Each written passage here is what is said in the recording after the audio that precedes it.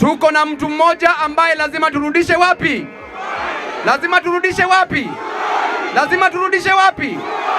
Mliambiwa mtapewa kazi. Nani yako na kazi pale? Nani yako na kazi pale? Mama yako na kazi pale? Mzee yako na kazi pale? Hakuna pesa ya hospitali, hakuna kodi ya nyumba, hakuna karo ya shule, hakuna pesa ya chakula. Kisha mnaambiwa mko na serikali. Serikali bandia sio bandia. Serikali bure sio bure. Bora serikali au serikali bora? Mimi nataka kuambia hivi, 2027 tutashikana mundu humundu, ana kwa ana, bega kwa bega, na turudishe Kasongo wapi?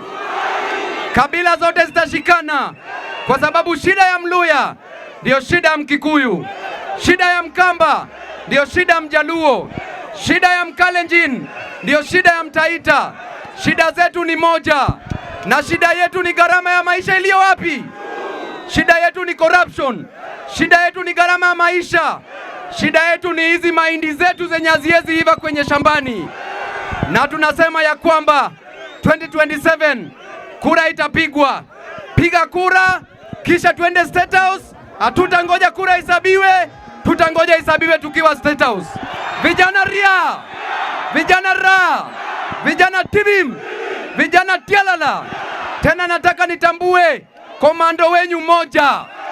Semeni komando. Komando. Komando. Huyu komando wapi? Anadili na Weta wapi? Mudavadi wapi? Nani tena? Ruto wapi? Magasia wote wapi? Alafu nitambue uwepo wa James